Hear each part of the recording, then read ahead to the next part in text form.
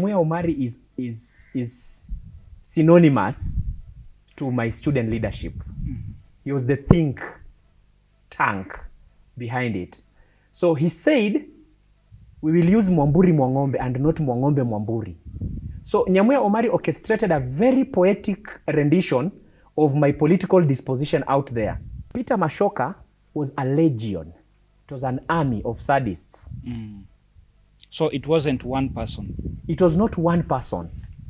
Though we had been innocent in our writing and we always thought it was one person, we had not been very critical in analyzing footage and the circumstances. Every time a student was struck, when I became chairman, the vice chancellor then would call, in most cases out there doing his research. Chairman, please don't close the university. If you do so, you'll have played into the script of our enemies. Their intention is that we close the university. And these things have only made sense later.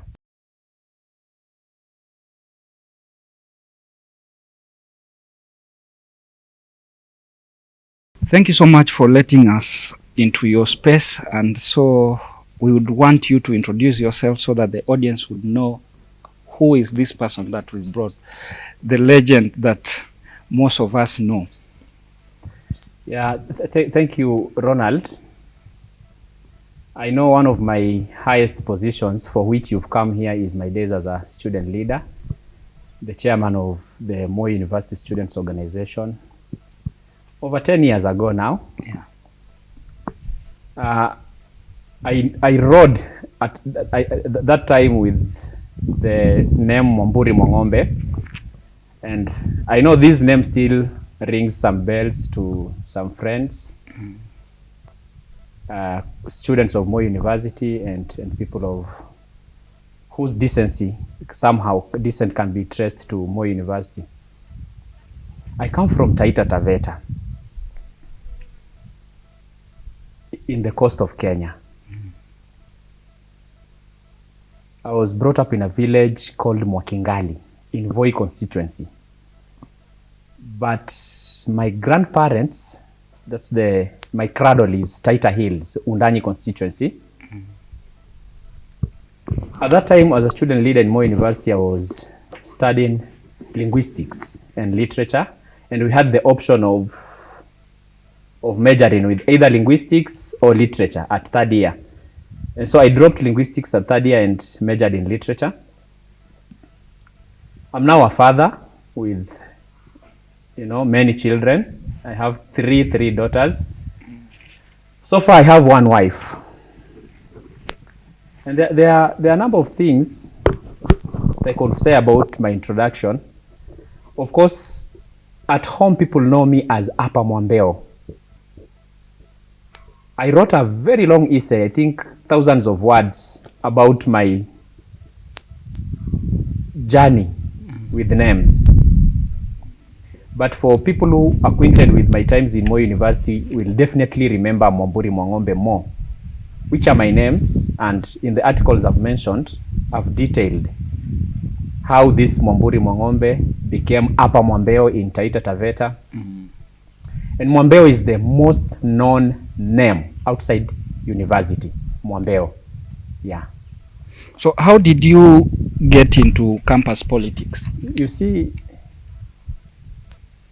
I got into campus, it was a war against self.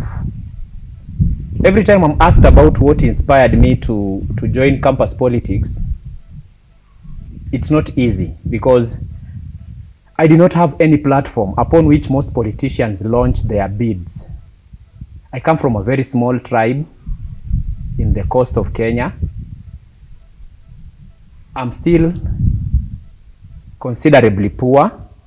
So at that time I did not have money, and we know, as I knew then, that campus politics is a microcosm of politics out here, and a lot of money is involved. Yeah.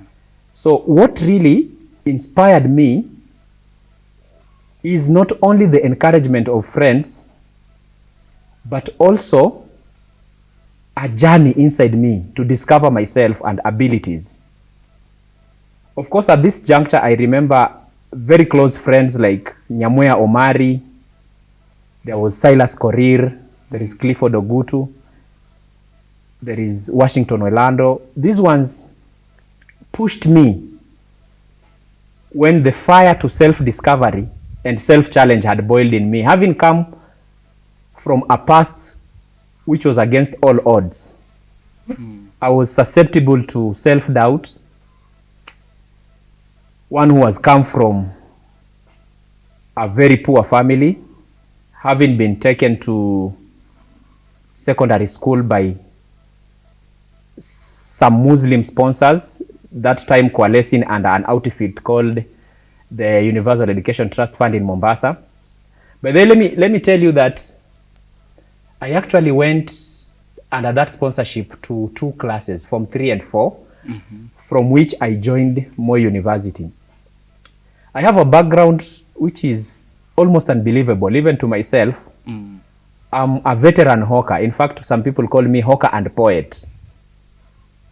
I did hawking in Voi Town for not less than 10 years. And these are some of the things you'll find even on my Facebook wall. I think the cover page on my timeline captures my days as a hawker.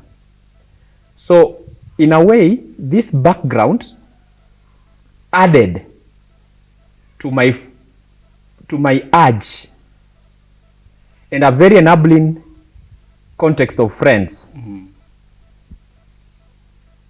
And the circumstances in Moi University as they were. I came into student leadership at a time when I had done a lot of writing in campus. Some writing was even considered radical. I was summoned by the Dean of Students, by the Chief Security Officer then, Major Kiplagat, Major Benjamin Kiplagat as he was called. So I had been an activist. Now, in my writing, I believed in writing which cuts. Even if it's an SMS, I believe in writing which cuts. So all this, plus my background, boiled over, and I could only be a politician in campus. So for the benefit of those who do not know where these writings were being published, it would be better if you let them know. We ran a very, very vibrant campus tabloid called The Third Eye. The Third Eye is to me some sort of an incubation center for journalists who have henceforth joined the mainstream media. We have a number in the Standard Media Group, the Nation Media Group, some even at international platforms. So the Third Eye was the platform which, gathered people who had the reason and the energy to write. Yeah, we used to call it Moi University Press Club, but the phrase which is its trademark is the Third Eye. The Third Eye is where we wrote. We had many other campus publications, school-based, profession-based, even religious group-based and so forth. But this one was like the umbrella under which all writers gathered. Yeah. Campus politics, we believe that a lot of money is used in campaigning for one to win. But from the information I had at that time, you didn't have much money that could drive a very vibrant campaign. Don't say much money. I had no money. I had zero money. How did you manage to go through this without money?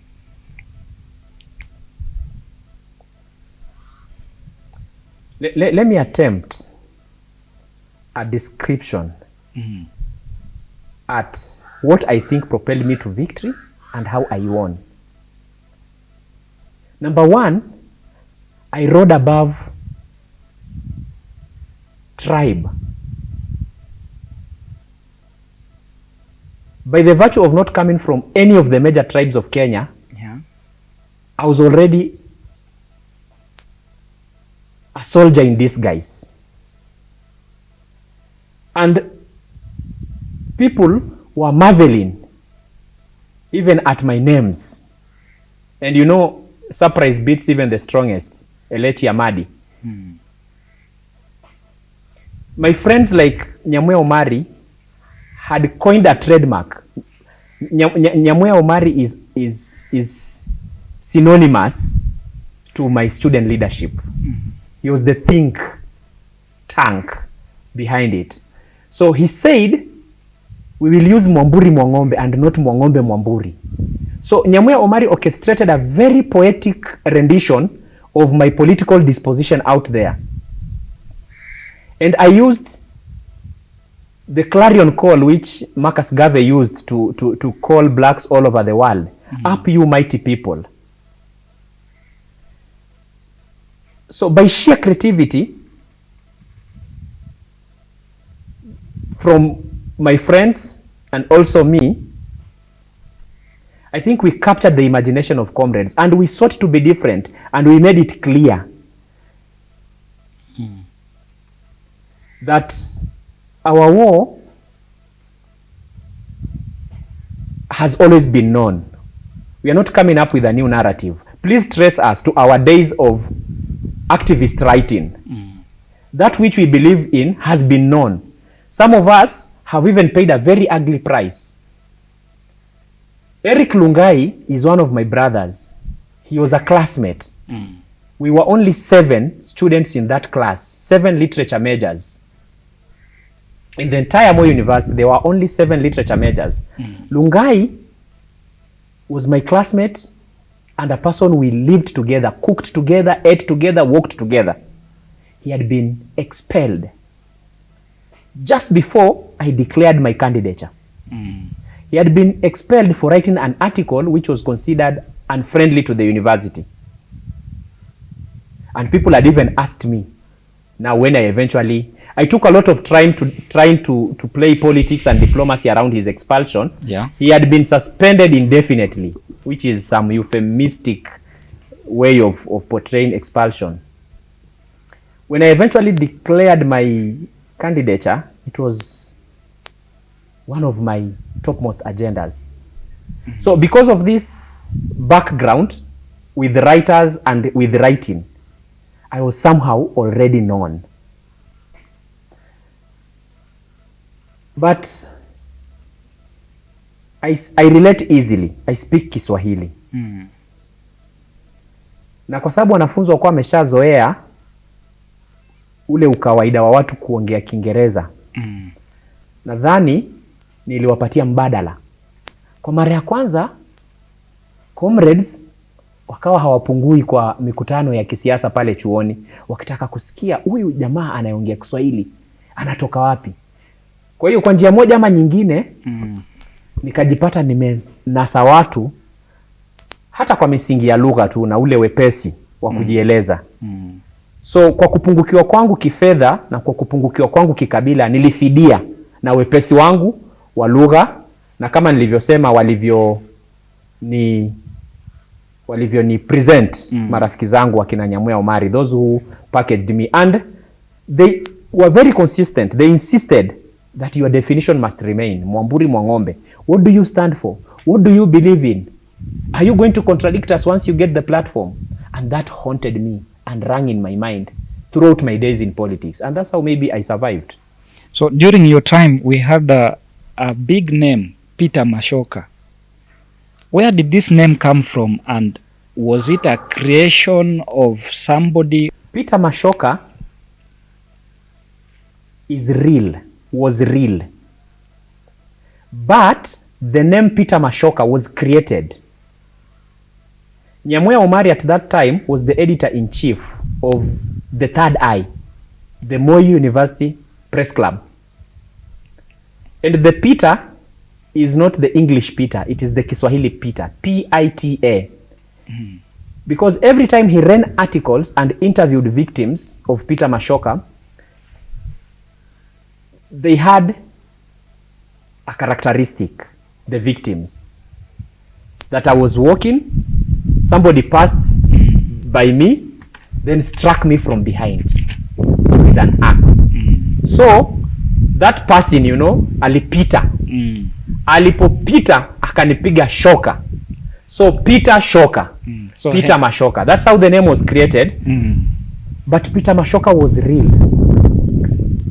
If there's anything I will never forget from Moi University, is that by sheer coincidence, I met Pita Mashoka face to face. And it's one of the things which has traumatized me to date. I have attempted to exorcise the circumstance by writing, but when I try to write about that circumstance, I collapse in fear. I'm very cautious when I walk at night because of that night. It was a Friday night in April. Was it April? A drizzling night between Hostel K and C houses. There used to be a rough road then. That's where I met Pita Mashoka. It's an interesting story. That time I had not yet become a student leader. But Pita Mashoka was a legion. It was an army of sadists. So it wasn't one person? It was not one person. Though we had been innocent in our writing and we always thought it was one person, we had not been very critical in analyzing footage and the circumstances. Yeah. But upon that encounter, and thereafter becoming a student leader, I came to discover that it was a gathering of, people of low self-esteem, whose interest is anarchy and blood. Every time a student was struck, when I became chairman, the vice chancellor then would call, in most cases out there doing his research. Chairman, please don't close the university. If you do so, you'll have played into the script of our enemies. Their intention is that we close the university. And these things have only made sense later. Who are these people who want the university closed? And so I discovered there were some tensions, ethnic tensions, which could only find exit through Pita Mashoka. Every time Pita Mashoka struck, people were given employment, security jobs, and security numbers were increased in the university. Every time a student was attacked, there was justification. And so Pita Mashoka was not just a strong idea. It was not an idea. I remember one of my lecturers, Professor Simatei, laughing, unaware that Pita Mashoka was something real. I remember Professor Simatei Tirop, saying, I thought this is, now that most campus writers were students of literature and language, Kiswahili, philosophy, communication, and so forth. Professor Simatei said, I thought my students were just experimenting with magical realism. There's a concept in literature called magical realism. Professor Simatei had said, I thought Pita Mashoka was just an idea from my very creative literature majors who were experimenting magical realism. But Pita Mashoka was not an idea. Pita Mashoka was real. I even, in that struggle with Pita Mashoka that night, which I don't know how I survived, because the metal bar with which I was attacked and managed to dodge was a blow to death. That person even left a name on a torch. After my struggle with him for so long, all I remember the chief security officer saying the following day is that there is somebody who has been arrested and is at Keses police station, and he has said yesterday night he met a military man.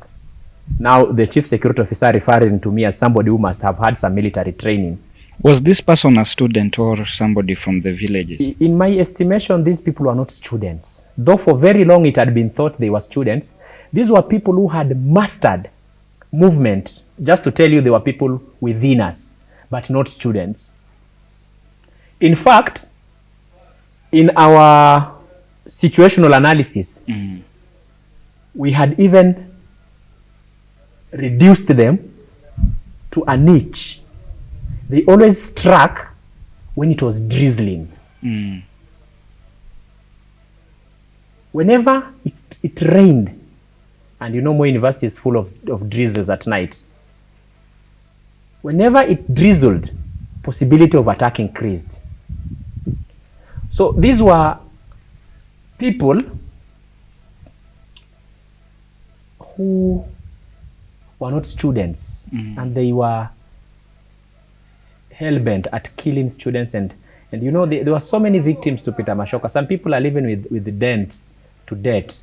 There were times we will have multiple attacks one day. I remember there's a day I summoned the entire university to Akamkunji, as we called them then, against the opinion of the Dean of Students and the Chief Security Officer.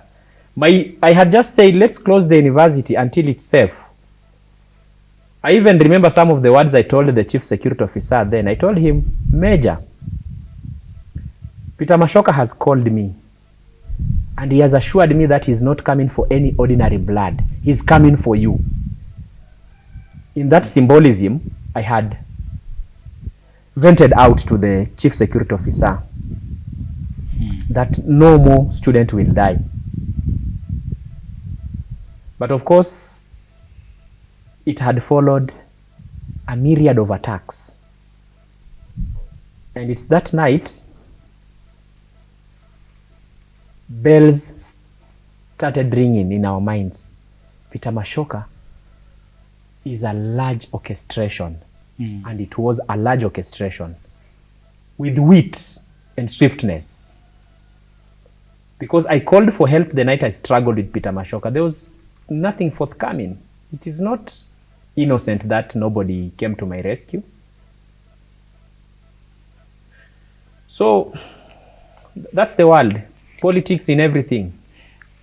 Just to get your opinion, do you think by giving a name to this people or this person, do you think it was an encouragement to him or them? That's interesting. I've never thought about it. But possibly, because these people used to attack as faceless, unknown characters.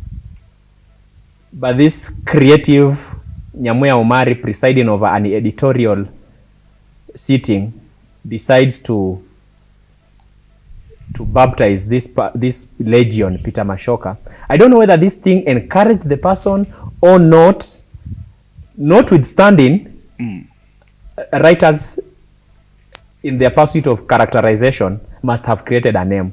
So I don't know whether it was good or bad, but Pita Mashoka actually, I think, became a cult.